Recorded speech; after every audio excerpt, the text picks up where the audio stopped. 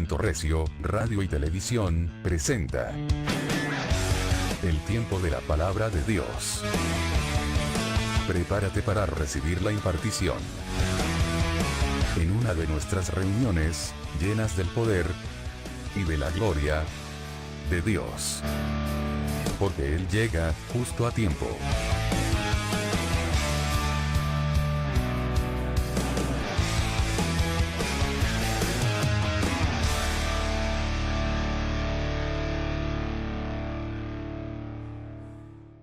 Y que tengo que rendirle cuentas a Él de los recursos que Él me ha entregado. Empiezo a cuidar esos recursos, me vuelvo un buen administrador, y quien sea un buen administrador de los recursos de Dios puede disfrutar la vida. Por ejemplo, ¿cuáles recursos? Yo he enseñado algunos de ellos. El don de la palabra. La palabra es un recurso que Dios te da. Tú sabrás cómo la utilizas. Tú le rendirás cuenta a Dios por cada palabra que tú digas. Por eso la Biblia dice, por tus palabras serás condenado, o por tus palabras serás justificado. De cada palabra que usted diga, de cada una de ellas, usted le dará cuenta a Dios. Entonces, ¿qué es la palabra? ¿Qué es el don de la palabra? Es un recurso de Dios. Otro recurso que yo estaba enseñando de Él, el poder de la decisión, es otro recurso. Mi hogar. Tú tendrás que darle cuentas a Dios por tu hogar, por el tiempo. ¿Lo malgastas o lo inviertes? Tú lo sabrás. La salud. Cada cigarrillo que tú te fumes y que tú dañes tu cuerpo, le darás cuenta al que te dio la salud. Las personas que rodean tu vida es un recurso de Dios. ¿Cómo manejas esas amistades? ¿Las cuidas? ¿Las valoras? El dinero es un recurso de Dios. ¿Cómo administras tu libertad como ciudadano del reino de los cielos? Recuerda que tú ya eres ciudadano del reino de los cielos, y como ciudadano tú tienes deberes y derechos que cumplir. Ahora, ¿qué es la Biblia? La Biblia es la constitución del reino de los cielos. Tú como ciudadano tienes que aprenderte esta constitución, porque de ella tú le rendirás cuentas a Dios. La Biblia te da libertad, pero no te da libertinaje. Entonces tú le darás cuenta a Dios de la libertad, cómo la administraste como ciudadano del reino de los cielos. Ese es el primer argumento. Segundo argumento. Lo que sustenta tener vida eterna, cada uno de nosotros tenemos que entender algo.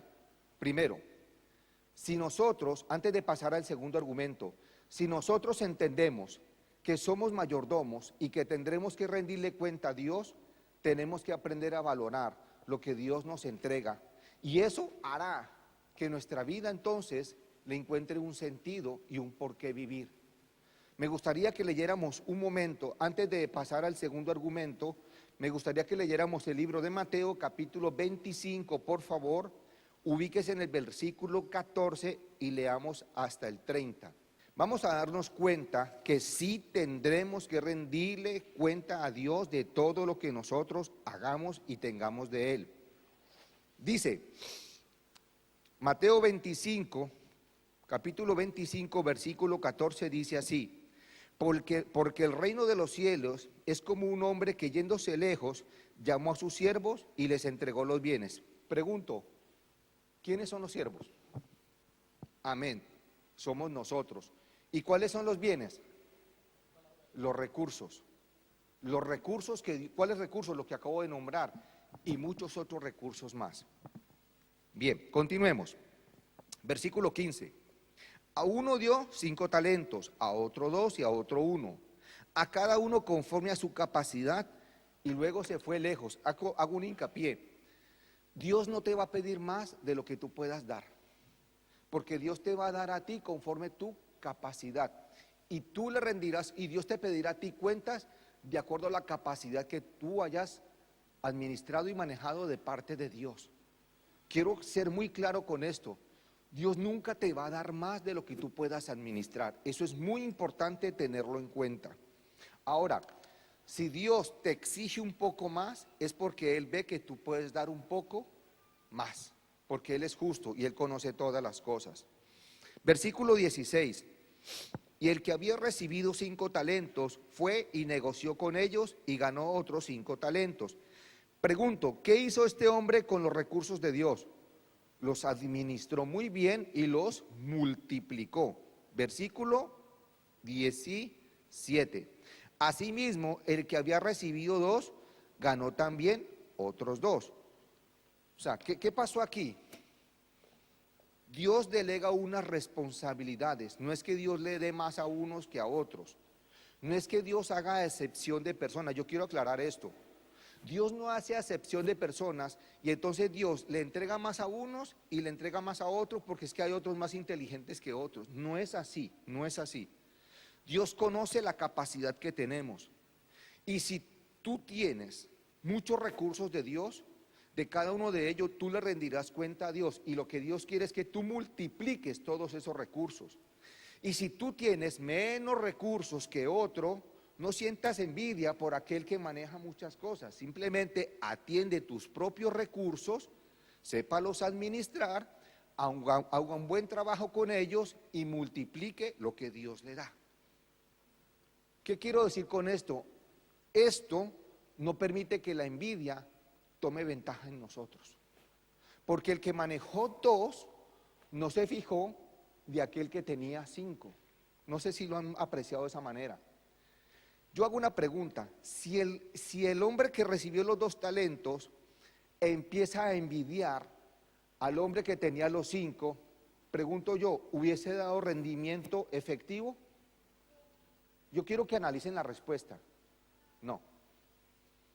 Muchas veces nosotros nos fijamos más en los que hacen otras, muchas veces nos fijamos más en lo que hacen otros que lo que hago yo. Y muchas veces porque la otra persona hace más y como yo hago menos, entonces yo mismo me limito, ojo, yo mismo me limito a dar más de mí porque esa persona ha sido un obstáculo para mí, entre comillas. No es esa persona, eres tú mismo.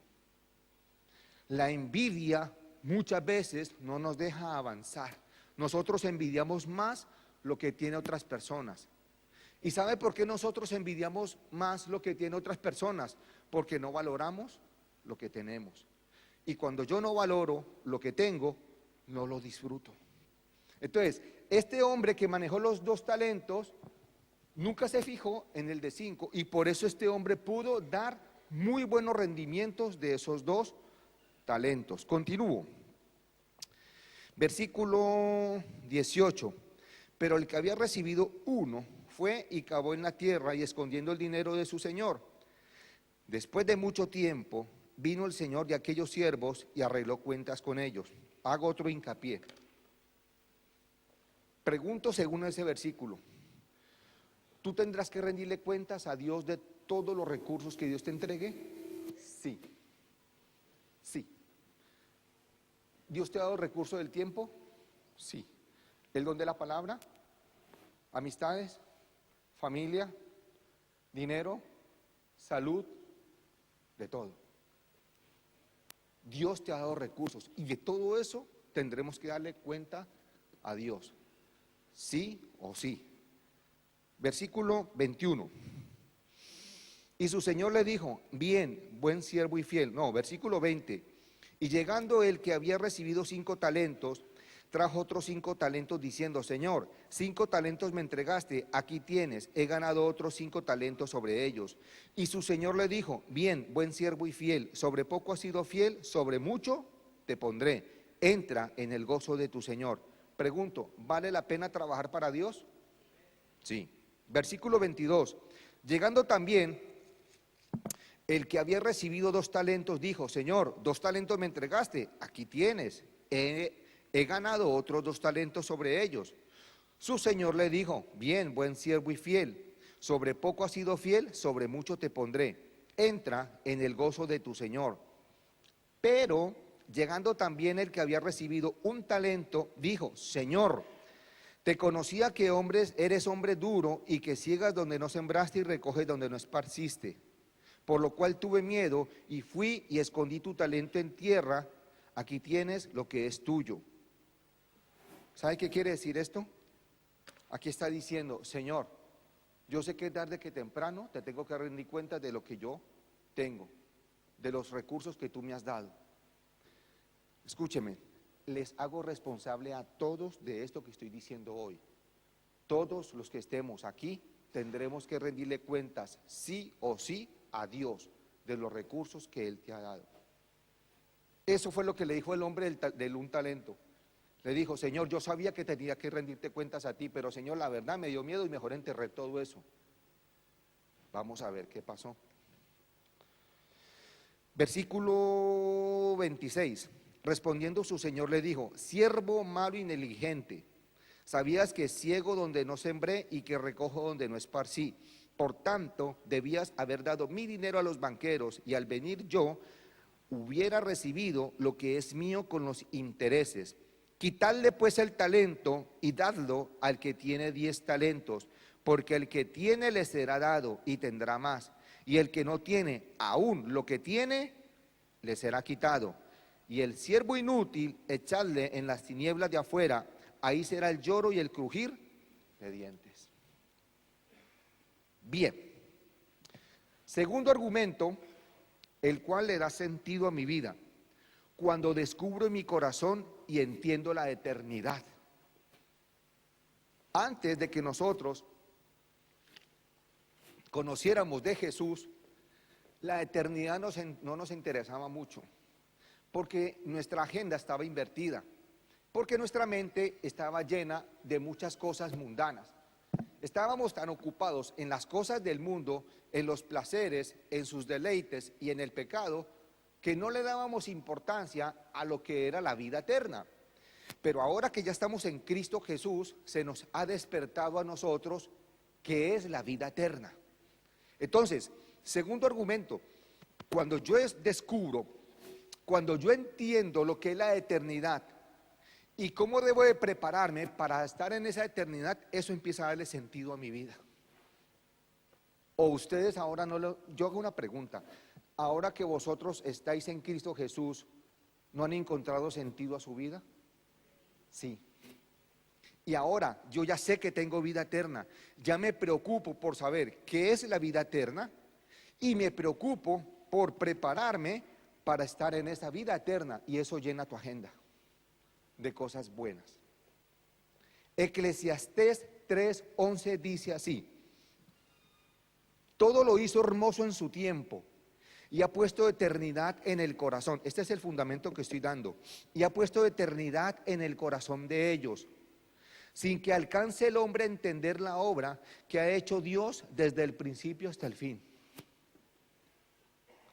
Cuando entiendo que viviré eternamente, me preocupo por indagar qué es la eternidad y por lo tanto me prepararé para vivir en esa eternidad, ¿sí o no? Y eso le da sentido a mi vida. Ahora sí ya puedo sacarle gusto a lo que es la vida, cuando sé que voy a vivir eternamente y me tengo que preparar para esa eternidad. Todo ser humano cuando nace, nunca se le olvide esto, nace para vivir eternamente. La Biblia dice en Mateo 25:46, e irán estos, ¿a dónde?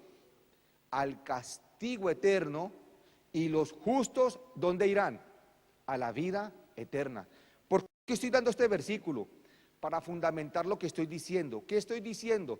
Toda persona que nace, desde que nace, vivirá para toda la eternidad. Ahora, primer punto de lo que es la eternidad. Jesús es el autor de la eterna salvación. Y la eternidad, ¿ustedes saben en qué consiste la eternidad? La Biblia lo dice, en conocerlo a Él. Hebreos 5:9 dice así: y habiendo sido perfeccionado, vino a ser autor de eterna salvación para los que le obedecen. Primera de Juan 5:20 dice: pero sabemos que el Hijo de Dios ha venido y nos ha dado, ¿qué cosa?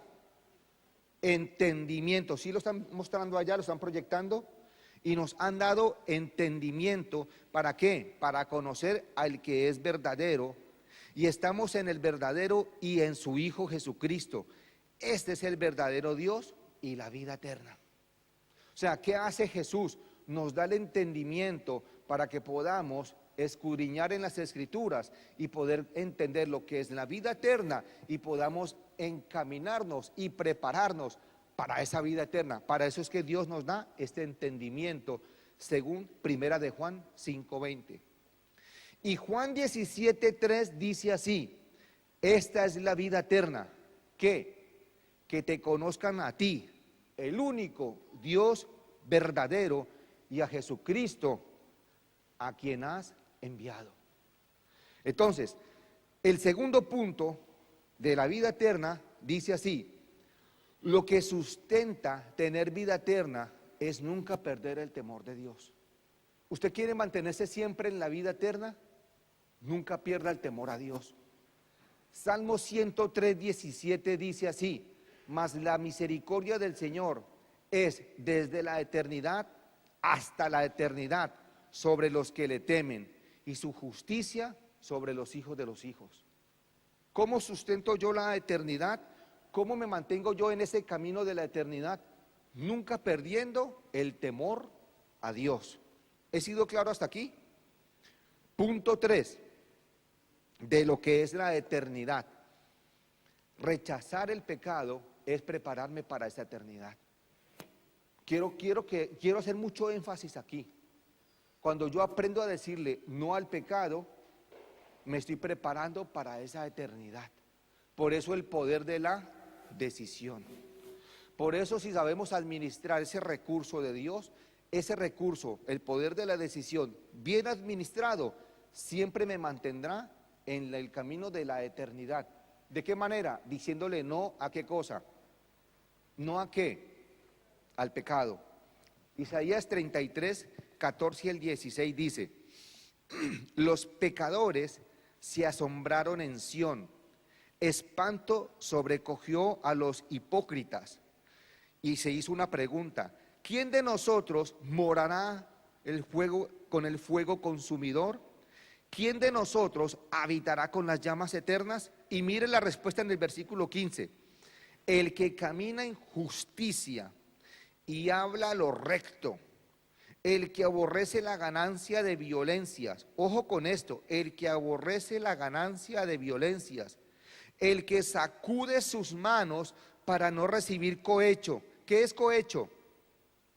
Soborno, fraude. El que tapa sus oídos para no oír propuestas sanguinarias. El que cierra sus ojos para no ver cosa mala. Este habitará en las alturas, fortaleza de rocas será su lugar de refugio. Se le dará su pan y sus aguas serán seguras. Cuando yo aprendo a decirle no al pecado, entonces me mantengo en la vida eterna y me preparo para estar en esa vida eterna. Esto le da sentido a mi vida. ¿Qué cosa? Saber que yo ya tengo vida eterna y que debo de prepararme y cuidarme para estar en esa vida eterna. Esto sí le da sentido a mi vida. Tercer argumento que le da sentido a mi vida: certidumbre de la muerte. Ustedes dirán, ¿cómo así? Eclesiastés 3:19 dice así: porque lo que sucede a los hijos de los hombres y lo que le sucede a las bestias, un mismo suceso es. Como mueren los unos, así mueren los otros. Escúcheme, la muerte es una realidad y la muerte nos llega a todos, absolutamente a todos. Pero ¿qué sucede? ¿Qué es la definición, la palabra muerte? ¿Qué definición tiene? Sencillo: muerte se define como cesación o término de la vida. ¿Sí o no? Pero, mirándolo desde la perspectiva bíblica, la muerte no es un punto final. ¿Qué sería? Un punto y coma. En Jesús, la muerte ya no es un punto final. En Jesús sería un punto y coma. Juan 11, 25, 26 dice, ¿por qué estoy dando tantos versículos? Porque necesito sustentar muy bien lo que estoy enseñando para al final lo que voy a decir. Juan 11, 25, 26 dice, le dijo Jesús, yo soy la resurrección y la vida. El que cree en mí, aunque esté muerto, vivirá. Y todo aquel que vive y cree en mí, ¿no qué? No morirá eternamente. Y viene una pregunta, ¿cuál es? ¿Crees esto? Entonces, ese tercer argumento, ¿cómo se llama? Certidumbre de muerte. Y estamos diciendo que la muerte es un cambio de estado. Escúchenme con mucha atención. La muerte es pasar, observando la palabra muerte desde el punto de vista bíblico, sabemos que no es un punto, sino un punto y coma. ¿Qué quiere decir eso? Que la muerte en el Señor simplemente es un cambio de estado o un cambio de dimensión. La muerte es un cambio de dimensión, pero no es un punto final. ¿Por qué lo estoy diciendo? En Filipenses 3:20, el 21 dice, mas nuestra ciudadanía está en los cielos, de donde también esperamos al Salvador, al Señor Jesucristo, el cual transformará. Pregunto, ¿qué significa esa palabra transformará ahí? Es un cambio de estado, es un cambio de dimensión. Ahí está hablando de un cambio de dimensión. ¿Y para qué? Para poder pasar a un lugar mejor. Versículo 21 dice, el cual transformará el cuerpo de la humillación nuestra para que sea semejante al cuerpo de la gloria suya, por el poder con el cual puede también sujetar a sí mismo todas las cosas. Entonces, cuando yo entiendo esto, aprendo a amar la vida y me enamoro de ella. Y el que se enamora de la vida aprende a disfrutar la vida. ¿Saben por qué? Porque con Jesús siempre se vivirá. Entonces, este tercer argumento, ¿qué me está diciendo a mí?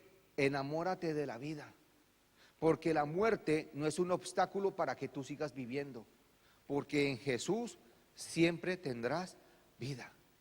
Y eso me llena de gozo, eso me llena de paz, eso me llena de seguridad, eso me llena de tranquilidad, y eso le da un sentido a mi vida y un por qué luchar todos los días. Cuarto argumento para que le dé sentido a mi vida: los problemas y las cargas de la vida. Esto tiene un porqué, ¿sabían? Eclesiastés 4:6 dice, más vale un puño lleno de descanso que ambos puños llenos con trabajo y aflicción de espíritu. ¿Qué está diciendo este versículo? Cuando lo material prevalece sobre lo espiritual, por mucho que tú luches, no podrás disfrutar la vida. Hay gente que solamente se dedica a conseguir dinero, a trabajar y a trabajar, así reciba dinero con ambas manos. Pero créanme, según el versículo que acabo de leer en Eclesiastés 4:1, en Eclesiastés 4:6, está diciendo, es mejor recibir con un solo puño el dinero, pero poderlo disfrutar, y no que lo recibas a manos llenas, pero que se convierta en tu aflicción. ¿Qué me está diciendo este versículo?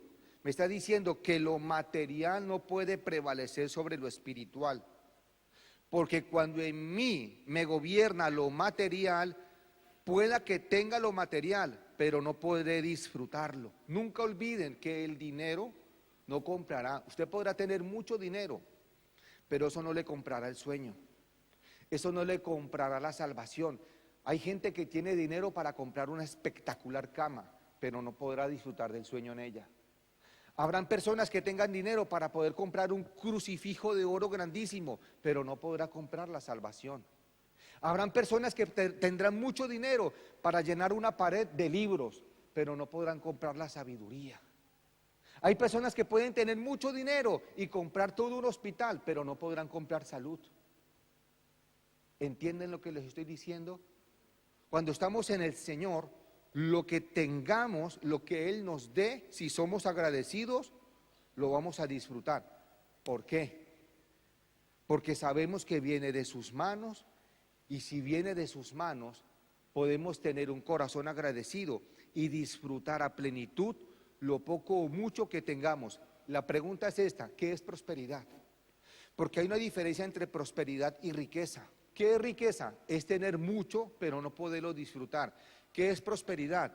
Es tener mucho o poco, pero lo que mucho o poco tú tengas, que lo puedas disfrutar. Eso es prosperidad, y la prosperidad la da Dios, porque la riqueza la da el diablo. ¿No recuerdan cuando Satanás le ofreció a Jesús en el desierto: si postrado me adorares? ¿Qué le ofreció Satanás? El reino y la gloria del mundo. Entonces, Satanás ofrece riquezas, Dios ofrece prosperidad.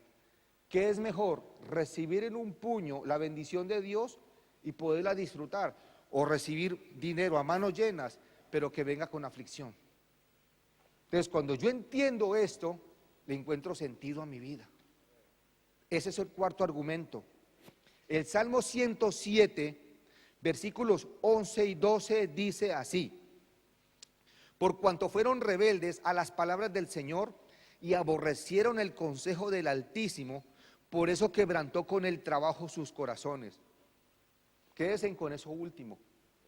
Por eso quebrantó con el trabajo, ¿qué cosa? Sus corazones. Pero ustedes podrán decir: pero si el trabajo es una bendición de Dios. Sí, es una bendición de Dios, pero le voy a decir algo más. Hay trabajos que Dios permite que tú tengas para tratar tu carácter. Y Dios permite jefes sobre ti con carácter fuerte para pulir tu carácter también. Si no fuera así, no se entendería este versículo. Salmo 107, del 11 al 12. Por cuanto fueron rebeldes a las palabras del Señor y aborrecieron el consejo del Altísimo, por eso quebrantó con el trabajo sus corazones. Muchas veces nos toca hacer cosas que no nos gustan, y muchas veces le decimos: ¿por qué me tienes haciendo esto? Y Dios en amor le dice: hijo, porque necesito tratar tu carácter, hijo, ¿qué hago? Hay trabajos que nos toca hacerlos, pero que no nos gusta.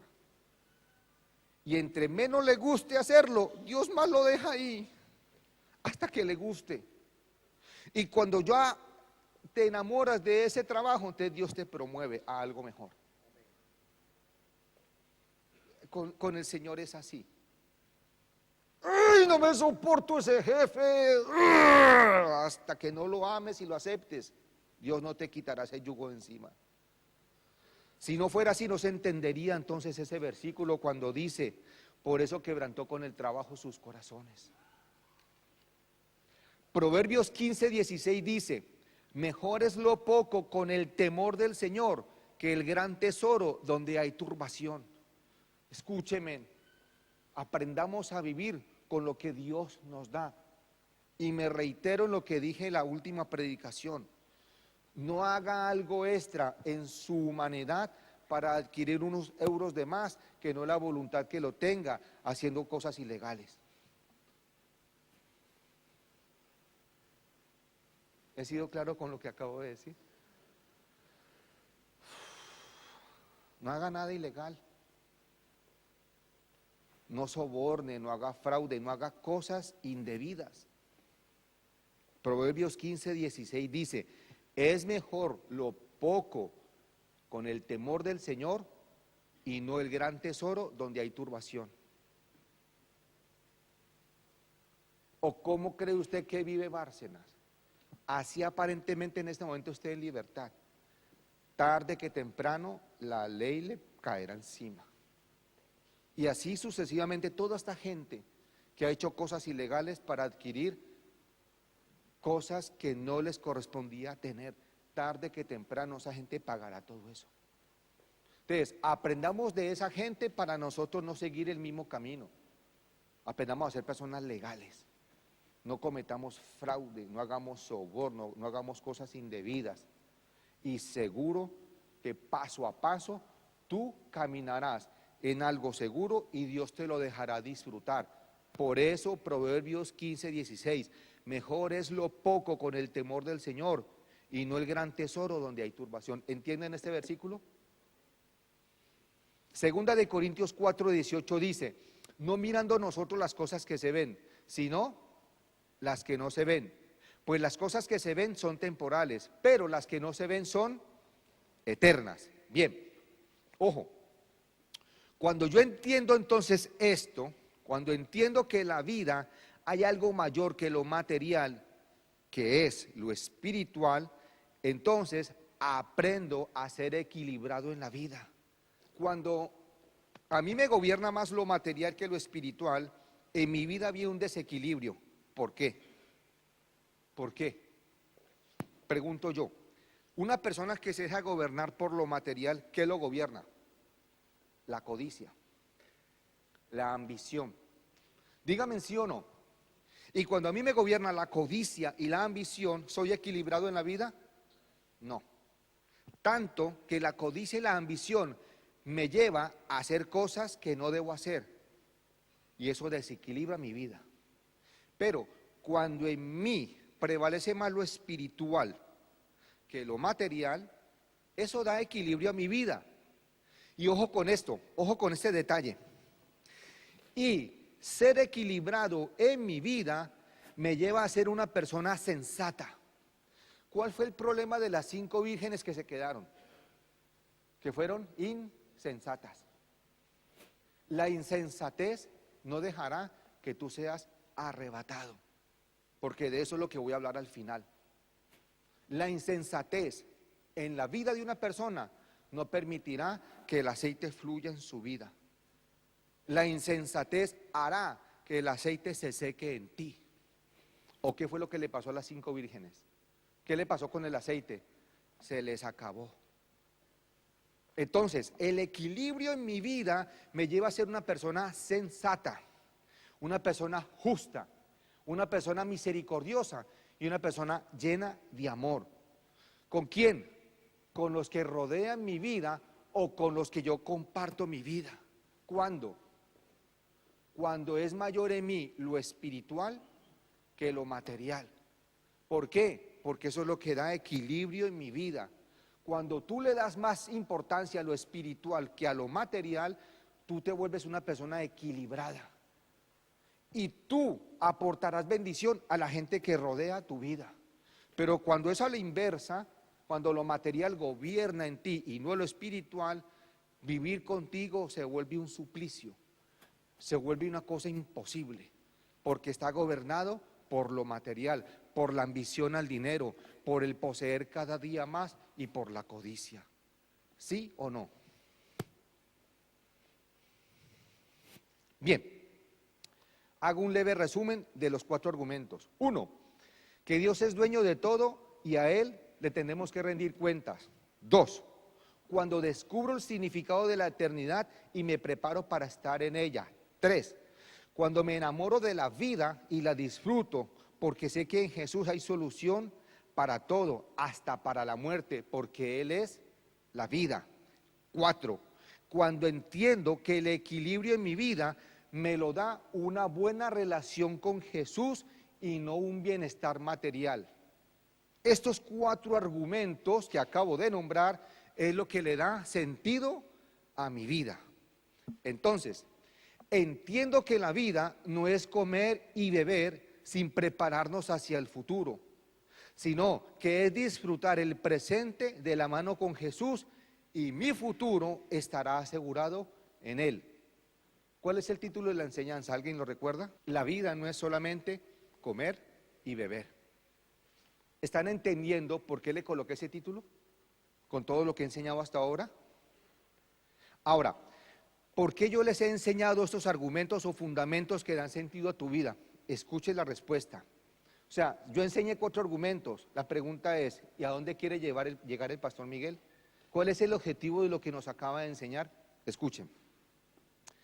Para que abandonemos el pensamiento epicúreo. Es para eso. Todo lo que acabo de enseñar tiene un solo objetivo, que abandonemos la filosofía epicúrea, la que reina el mundo. por la que el mundo lucha y por la que el mundo vive. Tú no te puedes dejar contagiar ni contaminar por el pensamiento y la filosofía epicúrea. Por eso estoy enseñando todo esto, para que abandonemos este pensamiento epicúreo y no terminemos como aquellos que nunca cambiaron su forma de pensar y su forma de vivir y perecieron por su incredulidad y por su rebeldía. ¿De quién estoy hablando?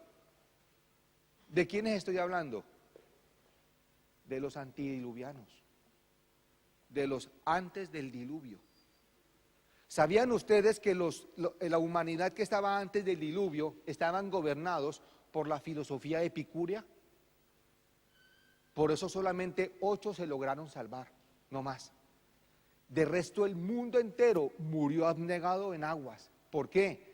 Porque manejaban en su mente la filosofía epicúrea.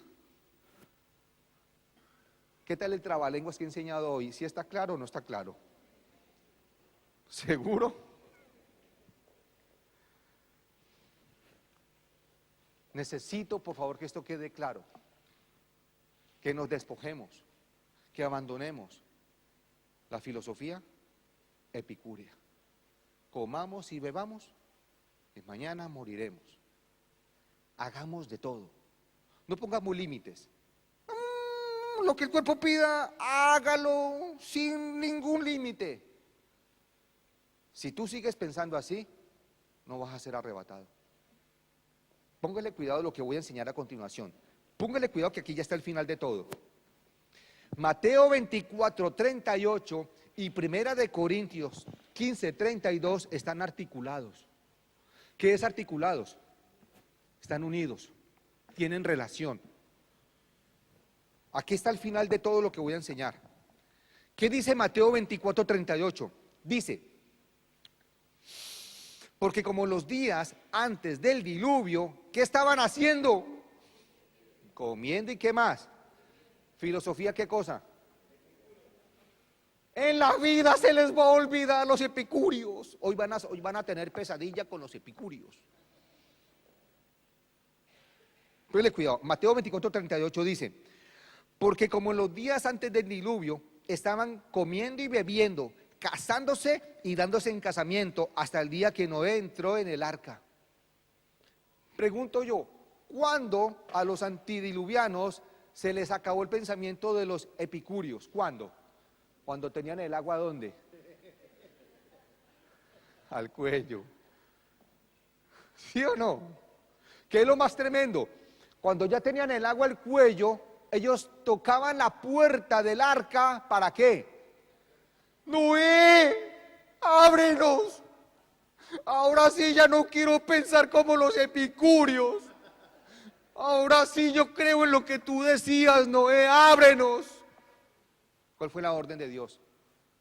Una vez que se cierra la puerta, ya no se puede volver a abrir. ¿Qué pasó con las 10 vírgenes? 5 que tenían aceite, fueron precavidas, ¿cierto? Tenían aceite. ¿Y qué pasó cuando vino el esposo? Se fueron con el esposo. Pero ¿qué pasó con la puerta? Se cerró. ¿Qué pasó con las 5 vírgenes que no tenían aceite por ser insensatas? ¿Qué pasó? ¡Ábrenos! Ya la puerta no se volvió a abrir más. Una vez que el arrebatamiento se dé, los que se quedaron, se quedaron. Primera de Corintios 15:32, parte B, dice: si los muertos no resucitan, comamos y bebamos, porque mañana moriremos. Ojo este detalle. Primera de Corintios 15:32 está diciendo lo siguiente: si no hay arrebatamiento, entonces, ¿para qué cuidarme? ¿Para qué abstenerme de tantos placeres? ¿Para qué preocuparme del futuro? Entonces, gocémonos y disfrutemos de los placeres de esta vida. No la han cogido. Primera de Corintios 15:32, parte B. Si los muertos no resucitan, quedémonos ahí nomás. ¿De qué está hablando ahí? Está hablando del arrebatamiento. Sí, es de la vida eterna, pero quiero extraer algo más todavía. Y lo voy a comprobar con la palabra, no es algo que yo me estoy inventando. Está diciendo, si los muertos no resucitan, ¿a qué evento se está refiriendo? Al arrebatamiento. Es al arrebatamiento. Se los voy a comprobar con la palabra, no crean que esto me lo estoy inventando yo, todo esto tiene sustento bíblico. Entonces, no me lo voy a quitar, Sebastián, déjemelo ahí. Entonces, ¿qué quiere decir 1 Corintios 15:32? Escuchen. Aquí está diciendo, el apóstol Pablo está diciendo, si no hay arrebatamiento, pregunto, si los muertos no resucitan, ¿a qué evento se está refiriendo? Ya se los voy a comprobar, pero sí dice, se está refiriendo al evento del arrebatamiento. Entonces, 1 Corintios 15:32 está diciendo, si no hay arrebatamiento, entonces ¿para qué cuidarme? ¿Para qué abstenerme de tantos placeres? ¿Para qué preocuparme del futuro? Entonces, disfrutemos de los placeres de la vida. Yo una pregunta, ¿sus vidas por qué han cambiado? ¿O en qué consiste el cambio de vuestras vidas? ¿No consiste en que ahora se abstienen de cosas? Ay, dígame sí o no. Ahora vosotros habéis cambiado de vida porque ustedes mismos se abstienen de cosas que ya saben que Jesús no aprueba. Pero hay algo mayor, y es que yo quiero ser arrebatado. O sea, yo sé que soy salvo, pero es que está por acontecer un evento a nivel mundial que se llama los 7 años de la gran ¿qué? De la gran tribulación. ¿Tú te quieres quedar ahí? Yo tampoco. ¿Qué tienes que hacer? Cambiar el pensamiento de la filosofía epicúrea. ¿Están conmigo? Por eso enseñé todo lo que enseñé ahora. Por eso di esos 4 argumentos para poder llegar a esta conclusión. Ahora, 1 Corintios 15:32 está articulado también con 1 Corintios 15 del 51 al 54. Ahora sí, ya entramos en la recta final. Voy a decir una cosa, si no nos despojamos de la filosofía epicúrea, no serás arrebatado. Te lo garantizo. Te lo aseguro. Te lo aseguro. El arrebatamiento se va a dar, creas o no creas. O sea, el que tú creas eso a Dios no lo va a limitar, pero sí te hará responsable a ti. Te digo algo con todo el corazón, que Jesús viene por la iglesia, viene. ¿Por quién va a venir? La Biblia dice que hay una corona especial para aquellos que ¿qué? Que aman su venida. Pregunto yo, ¿y qué es amar su venida? Respondo, y díganme si están de acuerdo, ¿no es estar preparados? Díganme. Si yo anhelo que Jesús venga, quiere decir que me estoy preparando para irme con Él. Y prepararme para irme con Él es renunciar a qué filosofía. ¿Sí o no? ¿Tengo razón en todo lo que estoy enseñando? ¿Tiene lógica? Ahora sí, voy a dar el sustento de que esa porción sí está hablando del arrebatamiento. 1 Corintios 15, 51, 54. He aquí os digo un misterio. No todos dormiremos, pero todos seremos, ¿qué cosa? ¿Qué implica la palabra transformados? ¿Cambio de qué? De dimensión. ¿Cambio de qué? De estado. O sea, ya, ahora sí, con lo que voy a leer, vamos a articular toda la enseñanza. Ahora sí. Póngale pues cuidado. Dice, he aquí os digo un misterio. No todos dormiremos, pero todos seremos transformados. En un momento, en un abrir y cerrar de ojos. ¿De qué está hablando ahí? ¿Del arrebatamiento, sí o no? Póngale pues cuidado. A la final trompeta, porque se tocará la trompeta. Y los muertos serán ¿qué cosa? Pregunto yo. Primera de Corintios 15:32, ¿de qué está hablando? De la resurrección, de los muertos no, pero de algo más, de la resurrección de los muertos. ¿De qué está hablando? Ojo con esto, Primera de Corintios 15:52. En un momento, en un abrir y cerrar de ojos a la final trompeta, porque se tocará la trompeta y los muertos serán resucitados incorruptibles y nosotros seremos transformados, porque es necesario que esto corruptible se vista de incorrupción y esto mortal se vista de inmortalidad. Y cuando esto corruptible se haya vestido de incorrupción y esto mortal se haya vestido de inmortalidad, entonces se cumplirá la palabra que está escrita: sorbida es la muerte en victoria.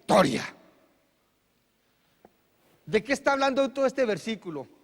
Primera de Corintios 15 del 51 al 54. Por favor, díganme, ¿de qué está hablando? Está hablando del arrebatamiento, pero está diciendo que los muertos en Cristo, ¿qué cosa? Resucitarán primero, ¿sí o no? ¿Y los muertos qué? ¿A qué evento se está refiriendo ahí? Dígame, ¿me lo estoy inventando o es que habla del arrebatamiento? ¿Qué está diciendo el apóstol Pablo? ¿Qué está diciendo? Si el arrebatamiento es una mentira, entonces ¿para qué yo voy a abstenerme de tantas cosas? ¿Para qué? Si el arrebatamiento no va a suceder, pues comamos y bebamos, que mañana moriremos. Filosofía epicúrea.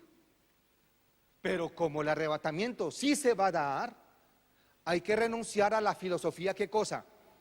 Epicúrea. Los que no renuncien a la filosofía epicúrea no serán arrebatados. Sello de garantía. Seguro que sí. Hago una pregunta. ¿Lo que yo he enseñado, primero, ha sido claro? Segundo, ¿están de acuerdo? Tercero, ¿está fundamentado en la palabra? Finalizo entonces, ahora sí, con el versículo del arrebatamiento. Primera de Tesalonicenses, capítulo 4, del 13 al 18. O sea, ¿cuál era el objetivo de la enseñanza hoy? De que estuviésemos preparados para el arrebatamiento. Pero yo no podía enseñar esto al final si no daba el principio de los 4 argumentos. Y de enseñar qué era la filosofía epicúrea. Ya, finalizamos con Primera de Tesalonicenses 4, del 13 al 18.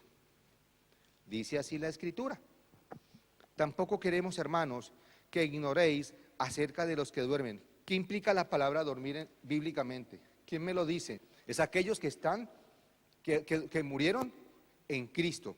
¿Qué es morir en Cristo bíblicamente? No es morir, es que dormir. Dormir. Bien.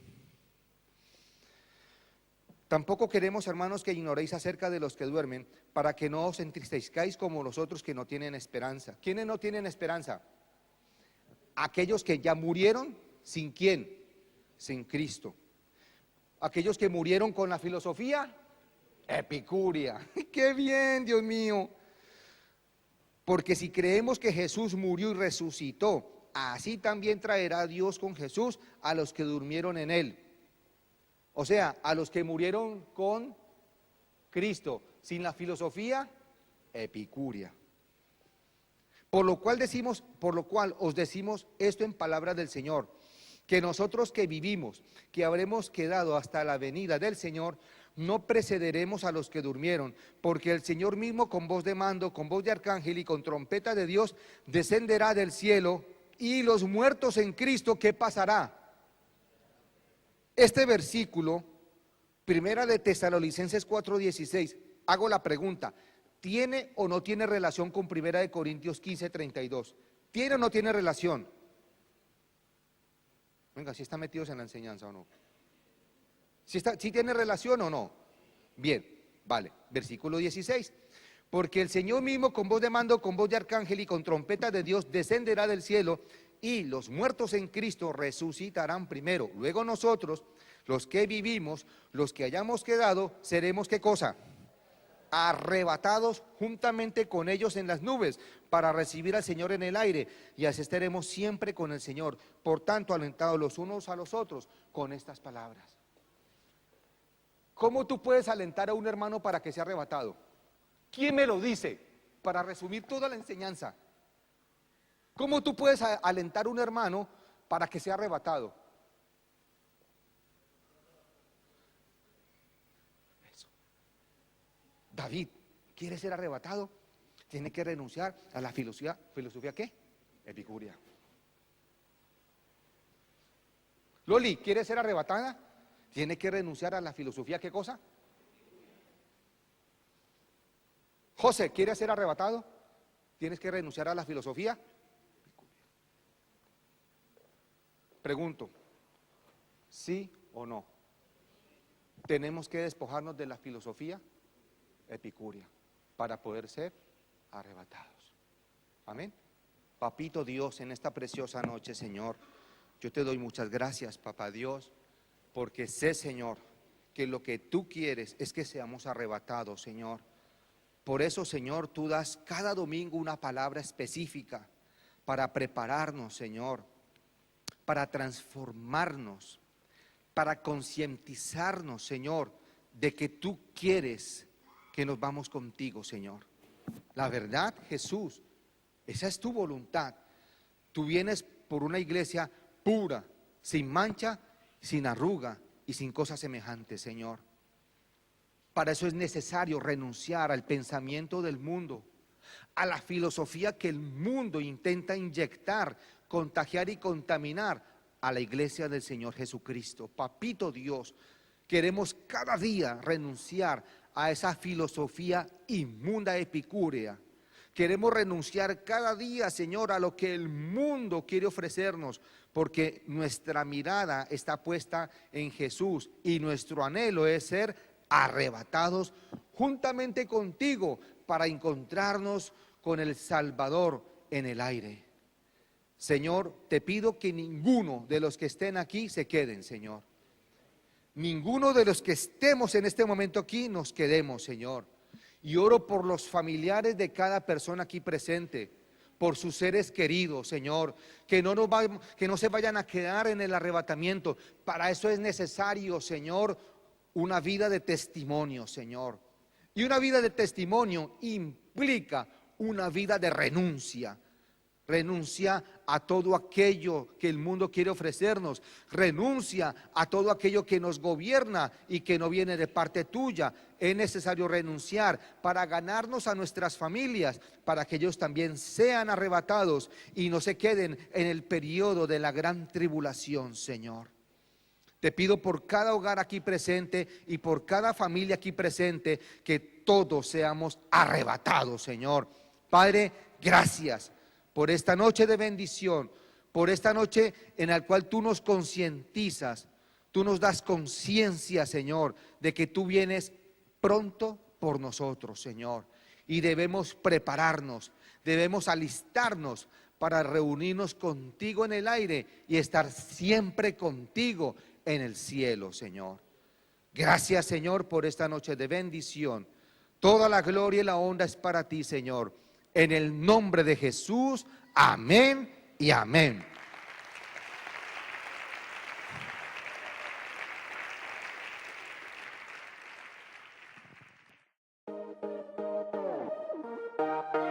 Ministerio Apostólico y Profético Betsaida presenta nuestra nueva web, betsaidamap.com.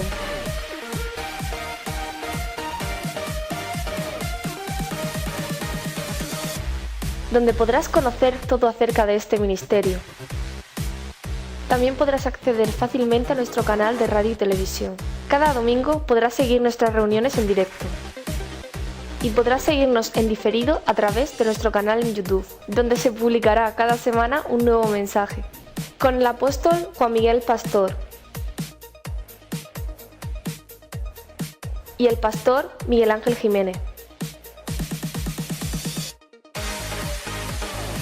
También podrás escuchar nuestra radio en directo a las 24 horas. Podrás conocer todo acerca de nuestra red apostólica y nuestras distintas iglesias. También podrás estar al tanto de todos nuestros eventos y seguirlos en directo. Podrás conocer todo acerca de nuestro ministerio juvenil, Nueva Generación Betsaida. quiénes somos, nuestra visión, nuestra misión y nuestros valores.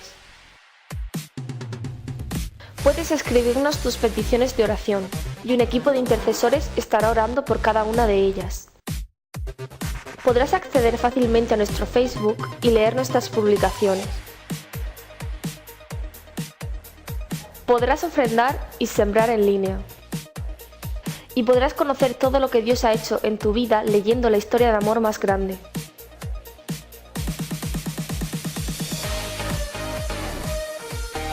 BethsaidaMap.com, nuestro punto de encuentro.